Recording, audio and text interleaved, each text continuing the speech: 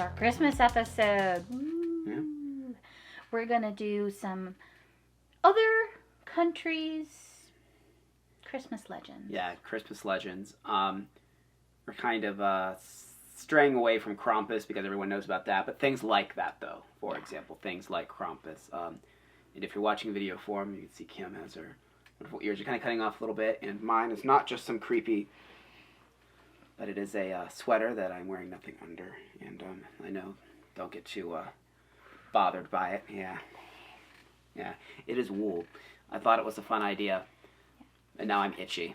So Mine has it's Santa. supposed to light up, but it doesn't work. Yeah, it doesn't work. I got it clearance, so I kind of expected that, but What are you gonna it's do, Santa right? on a unicorn. Well, some of these ugly Christmas sweaters are really expensive. Yeah. And, like, for something that's, like, basically a gag, I feel like spending, like, $100 or whatever on a stupid... I don't know, I feel like it's God. Seeing myself in this makes me... I see it on the camera screen. For anyone that's just listening, good for you. Don't watch the video. Do not watch the video. Watch the There will be no video. links. No, there will be, but still. But yeah, before we get into it, as always, make sure to subscribe to the podcast and the YouTube channel. Vice versa, however you're watching or listening to this. Yes. Also, just if you're a friend of ours or if you just enjoy the channel, sharing actually helps us a lot. I've heard people that have watched it, but just a simple little share if it just gets a couple more people, because we do this stuff a lot. And it would just be nice if you help us spread some Christmas cheer. And also, I haven't really advertised in the episodes, but we've been pretty consistent. We should be able to do it. At this point, we're pretty much every Friday at 7. The video will be uploaded, and the podcasts are scheduled to be on at midnight, so they should be, because the podcasts are kind of weird, the people that I host through, it's pushed kind of randomly to the podcast holders like Apple and Google and Spotify, what have you, so that's why I do it at midnight, so it should be ready for you in the morning on any of those days. So if you're listening to this, it more than likely is Christmas, so Merry Christmas. Yay. Let's talk about weird shit. Yeah. Okay. I guess I'll go first, because me and Kim, we actually ended up having a few of the same things. We had multiple, so she's not going to read the ones I had. But the first one I had, it's a pretty simple one. It's known as Belsnickel, I guess is how you say it. Bell is German for fur, roughly, and nickel refers to St. Nicholas. So basically, think of him as gross Santa. It's because he's known as like the Saint Nick of furs and pelts. I read this story and I thought homeless Santa. Yeah. Kind of like grungy, wearing coat. Yeah, thing. grungy's a good word. If you look at pictures of him and stuff. Yeah. And he doesn't really give toys, but he will give candy and nuts to good children. But if you're bad, he doesn't give you coal, but instead he'll give you a good whipping with his handy switch made out of twigs. Oh, He'll there just- you go. He'll beat you. Yeah. Like you do. Right. I mean, I don't know. Like you do. Yeah, like you do. I don't know. I also I feel like naughty, you probably deserve it. Well, yeah, probably when this legend came out too. I feel like that probably isn't a weird thing. But beat the bad kids. I wonder where coal originated from. Like why? Yeah. Why somebody thought, you know what this bad kid needs? He needs a lump of coal. That's interesting. Well, you tell your story. I'm going to try and find that out. You can go ahead and you can tell your story. I'm going to try to find out why Santa gives kids coal. Well, I picked, again, we didn't want to do the obvious. We didn't want to do Krampus. So I had seen on something else about different witches that were part of Christmas lore and stuff like that. So I actually have 3 different kinds of witches. The first one I'll do is La Befana, who is Italian. She actually was, she usually comes around Epiphany, and if you're familiar with the Christian story of the birth of Jesus, that's around the time when the 3 wise men started their journey and got to see Jesus, brought him the gifts and everything, gold, myrrh, and Frankenstein. Frankincense, yes. So they actually stopped at her house and she gave them room and board and they invited her out to go see Jesus. And she's like, no, I'm too busy. I don't have time for that. Well, then she realized in the morning, she's like, I should have gone with them. So she decides to go out and try to catch up to them. She unfortunately does not. She gets too tired. She goes and lays down goes underneath a tree and lays down. While she's laying there, a branch falls off the tree, magically becomes a broom, and she's able to fly. So then she flies, trying to find baby Jesus. She never ends up finding baby Jesus, but she does find good children, and she gives them treats, and of course, coal to the children that are not good children. Right. I don't know why. So, yeah, I find that one fun. Like, she's just under a tree, and then it's like, oh, here's this magic branch to go find Jesus. Doesn't find Jesus. I don't know who made this magic branch. Mm-mm. And now she's a witch. And, like, I guess, like, in what country was it from originally? This one's Italian. Okay, so I guess, like, in Italy, there's, like, malls. Kind of like how you can, like, go and visit Santa and, like, malls in America and stuff like that. If you remember what going to a mall was like. Let's go to the mall. No, you can still do it. Kind of. Anyways, and she'll be there, and, like, I guess there's, like, meet and greets. And I did look up, it's not a very fun answer. Basically, the reason Santa gave kids coal was if he went to your home and you were bad and you're on the naughty list, he would basically, it was just convenient for him to take coal from the fireplace, because most homes had that, you know, in the origins of Santa was, and just give it to you as a present. It's basically like, oh, you're bad, have something you already have type of thing, I guess. So not fun. But I guess that is where it originated from. So let's see.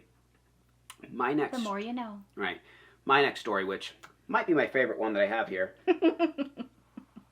is that of the Yule Cat, also known as Jólakatrin. Say that. Woo! Wow. In Iceland. The origin of this folklore, he's a very fashion conscious cat.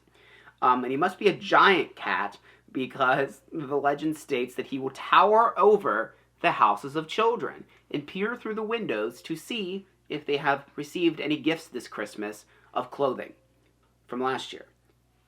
If they have, he moves on. If they haven't, he eats them. Yep. Yeah. So yeah, he's just a giant monster cat that eats your kids if you don't give them clothes. Which you think that he would eat the parents because they didn't get their kids new clothes. But no, he just eats the kids. Yeah, just eats the kids because they didn't get new clothes. So, you know, next funny. time you're upset about getting socks for Christmas, just think, could have been ate by a giant Yule Cat. Yeah, there might be a giant cat sitting outside going, damn it, I don't get to eat that one. And I think my cat's scary. Could you imagine Finn as the Yule Cat? Yeah. Yeah. That would be pretty terrifying. Yeah, he's a Bengal cat and he's adorable, but also the devil. What kind of fun, what's the next fun witch thing that you have, Kia? I have Græla, which is Icelandic. It means growler.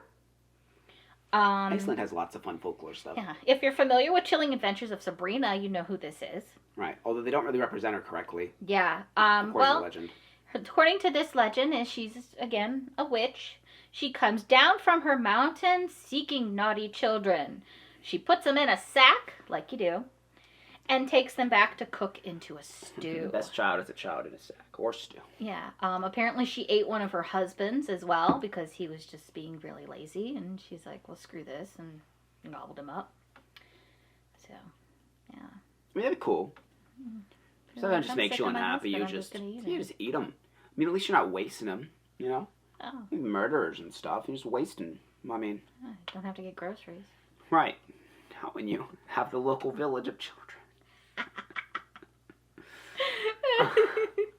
Wonder what kind of ingredients she puts in there.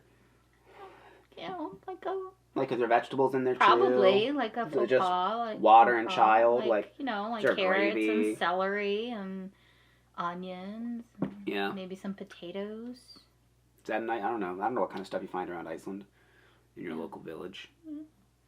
Icelandic vegetables. Potatoes, maybe. My next one, I don't know how to. I'm not sure. I've heard of it before. I don't know how to say it. Is it Mary? How do you say it? Mary Lwyd? Mary Lwyd? Lwyd. I'm not sure how you say that. Mary Lwyd. So this is a really weird one. So basically, it's a Welsh tradition where people would dress under a cloth and hold a horse skull up high on a stick, and they'd usually put like decorations on this horse skull as well, like Christmas-ish decorations, like ornaments or what have you, and they go around from door to door in whatever like neighborhood and whatever, and they would sing songs about gaining entry to the homes. And then it is your responsibility as the home owner to sing a song back about why they cannot enter.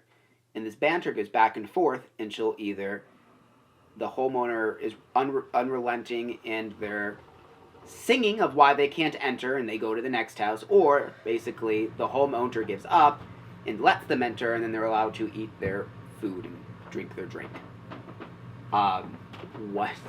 Okay. And it was kind of one of those things, I'm looking it up, like, no one really knows exactly where or how this originated, like, why on earth. Like, and the purpose of them dressing this way is to look like some creepy horse specter. Yeah. I don't really know why.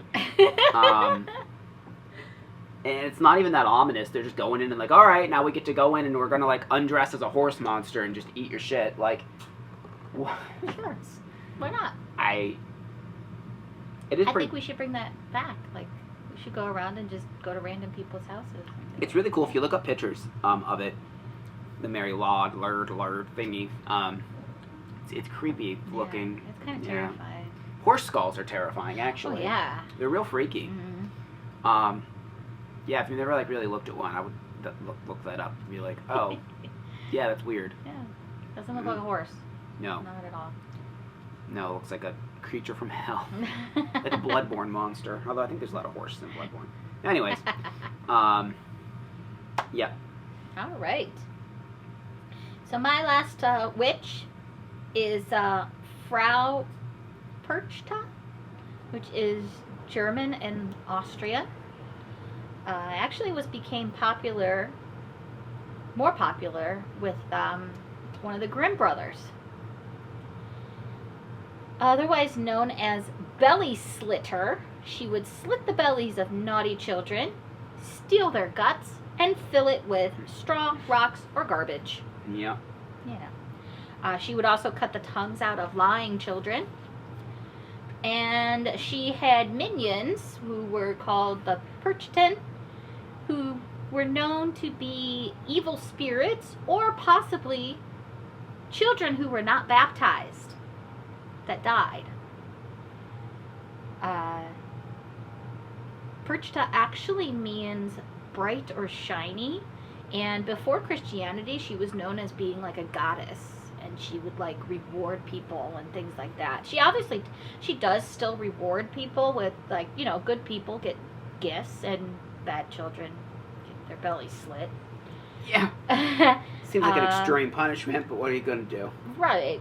But when Christianity kind of took over the legend, she became a hideous hag who basically preyed on children and stuff. She does like, if you leave food out, she'll usually pass your house and she won't be as awful.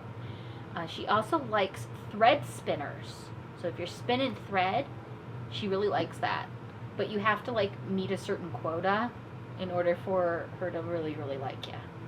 Which is weird. Certain quota of spun thread. Yeah, apparently you have to have so much done within a year. Like, you can't just be like, oh, it's a hobby, I do it every so often. No, you have to be like legit, like, oh, it's 2 o'clock, I gotta go spin some thread, you know.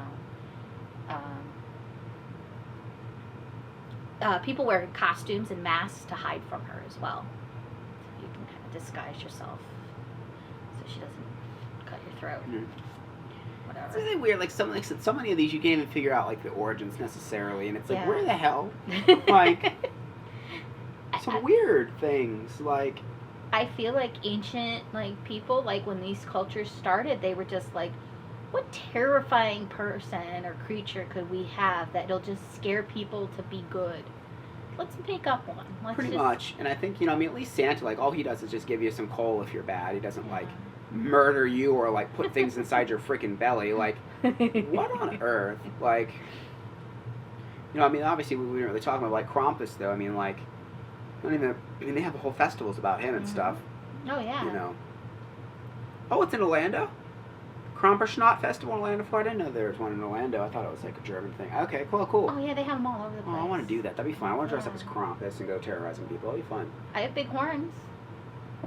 Yeah. Well, we have a few of those. If you're familiar with Joan, you know what horns I'm talking about. Yeah, there's still another somewhere. Sitting over here. In the abyss. But, I mean, yeah, that pretty much does it for. I mean, that's pretty much all of the Christmas urban legends that we could find. I don't know. Christmas is kind of a weird holiday, too, because it's like a mixture of different beliefs. Yeah. Like, the way we celebrate it really doesn't have anything to do with actual Christianity for the most part. It's kind of strange.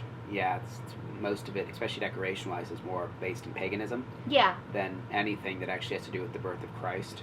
Really? Well, according to, like... strange. Like, the Bible and stuff like that, Jesus wasn't even born in December. He was born in, like, March or April or something like that. But they just were like, well, you know, we want to convert these pagan people into Christianity, so we're going to pretend that it's Jesus' birthday around the same time as Yule. And then we can just kind of, like, mix the two together. It's amazing how, like, time just kind of, like, erodes all things. Like these urban legends we're talking about, to Americans, I'm sure sound completely outlandish, but don't forget that most Americans teach their kids that a guy goes to every single house in America, goes somehow down their chimney, even though most houses don't even have chimneys anymore, and gives them gifts, and takes their cookies. Like, that's ridiculous, but it's so ingrained into a culture that it's not. So something like the one witch, what was the one that doesn't eat kids? The one that's, like, tried to find Jesus. Oh, La Befana. At least that one, you know, that sounds like something more actually American than even Santa himself, because at least it has roots in the birth of Christ, or trying to find him. Yeah. So at least there's that. Santa, like, had nothing to do with it. You know, it originates from St. Nicholas, who was just, like, a guy who basically was gracious and gave gifts. Yeah. And they kind of spun him into a magical figure. I was curious, if you watch this, like, if you have kids, did you teach them about Santa? Is that still a thing that is it still, like, commonplace like it used to be, like when I was younger? I don't know. I think it is. I don't know if everyone still teaches your kids that or not. I think it is. I mean, what's left of malls still have Santa, and right. You still have pictures. I know that there's been an increase in having your picture with Krampus. That's what, yeah. Years. I wish that, well, I would say that I wish that was the thing when I was a kid, but again, I was a little pussy when I was a kid, so I probably would have just been terrified. I would have been terrified of Krampus. Yeah, I didn't really... I don't think I was ever terrified. Of what? Of anything? Santa. I wasn't terrified of Santa, but I'm pretty sure I'd be terrified of Krampus as a kid. If they're like, oh yeah, go take pictures with this horned beast, I'd be like, yeah, sure, Mommy. Well, I grew up in a suburb of Cleveland, Ohio. And if you're familiar with this area, you know that the big thing in Cleveland, Ohio wasn't Santa, it was Mr. Jingling. And Mr. Jingling is keeper of the keys. He's one of Santa's elves, and he has all the keys to all the crap in North Pole, pretty much. And he helps Santa with getting his stuff together to go on his, ride. But it's the big thing. And there's still somebody doing it to this day. There is still a Mr. Jingling. And it's the big thing. Back when I was little, we went to Hallie's, had our picture taken with Mr. Jingling. I don't know if I've ever actually even heard of it. Mr. Jingling's line was bigger than Santa. People wanted their picture with Mr. Jingling. He had a TV show. It was only really? 15 minutes long. I don't really remember this very well. I mean, I grew up not too far from Cleveland. Yeah. But, yeah, Cleveland's a weird place. Cleveland just has a lot of weird, strange, history as far as, TV shows and radio shows and stuff. Just a lot of, stuff that's always been kind of around the strange, the occult, just, weird stuff. Which I'm into, and it's kind of interesting being in an area like that. And we have a lot of horror hosts. Yes, yeah, that's what I mean. A lot. There's a lot, and there's, just for example, we're just going on a tangent now, I guess, but Lakewood, there's 2 or 3 witchcraft stores within walking distance of each other. Where else do you see that? There's an oddity store right by it, and I love that stuff, but it's just kind of weird. A witchcraft museum in Cleveland. Yeah, the Buckland. Yeah, the Buckland one, which I have not gone to. I know it's small, but I'll have to get there eventually. Yeah. But We'll yeah, have an episode uh, eventually. Probably next year. Maybe. yeah, it's one of those things we always say we're gonna do, and then we like don't do the things, you know. I've been to it. It's actually pretty neat. There's a lot of little artifacts and like some really cool stuff. There's some Anton LaFay things and founders of pagan, Wicca and things like that there. A lot of really cool things like that. So, yeah. Cleveland's weird. Cleveland is weird. Yeah. There was a talking tree as well. Just to get back to the Mr. Jingling thing, there was a talking tree. Sounds fun. Yeah. It was fun. I enjoyed it. I have very fond memories. I don't have a lot of memories of my childhood that I can really remember. Right. But I remember Mr. Jingling. Just the weird shit. Yeah, That's just stuff weird she remembers. shit. I mean, that's stuff I guess we all remember. But yeah, I don't know. What about your Christmas experience? If you have any weird freaking ones, let us know, I guess. Yeah. Also, if you have any other ghost stories, send them to us. Yes. Direct message to us. You can go through Facebook. You leave a comment on YouTube if you want more people to see it, but we prefer you to direct message us. There's also a form on the website. The link to the website's always there. There's a contact page. You can send it right there via our email as well. That's another way you can get a hold of us. All the links will be in the description of both the podcast and the video. But that's going to do for this episode, and we wish you guys a happy holiday, Merry Christmas, whatever it is you celebrate. Have a good one of those. Yes. And we will see you guys in the next episode.